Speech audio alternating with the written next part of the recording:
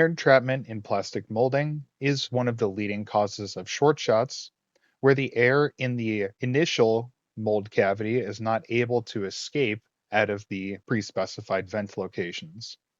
This can either happen when the air is trapped at the end of fill, or if the thickness distribution across the part causes the melt to progress around and envelop a section of air, then we get a short shot like we see in the picture here. The first case study here from Polaris Mold Fabrication Corporation showcases a holder for a Coca-Cola bottle rinsing platform where the melt front progressed along the thick areas of the geometry and created an air trap, as you can see over on the right. The root cause is that the guides on this apparatus acted as flow leaders. These flow leaders allowed the melt to progress down the side of the geometry. And then once we get to the flange in the middle of the part, the melt sees that thick area and progresses there instead of flowing in the nominal thickness area. This causes the melt front to envelop an air pocket, and we get an air entrapment, just as we saw before. The fix for this was to increase the nominal wall in the original part design that you can see over on the left side. The thickness distribution changed significantly from the top section to the middle section of the part.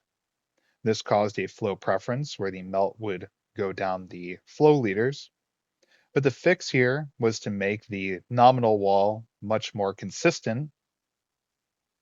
And so instead of changing from a high thickness area to a low thickness area, we just have a nice consistent thickness, and that allows the melt to progress along that middle region nice and uniformly, preventing the entrapment of air. The second case study from Audix Corporation is on a semiconductor electronic component where we have an air trap occurring in the middle of the geometry. We can visualize that air entrapment in Moldex 3D by just running a simple flow analysis using the provided gate locations. A flow progression study was performed to verify that the simulation flow progression matched reality. And we can see from this view, which is on the opposite side of the part, that the flow progression in the simulation mimics reality almost one-to-one. But on the side in question, because we see that the simulation matches the real flow progression, we can now envision the air entrapment. And so the solution in this case was actually to increase the size of one of the gates so that the speed of melt flowing into the cavity from both gates would be different. And so therefore the air entrapment would be moved to the parting line rather than in the middle of the surface.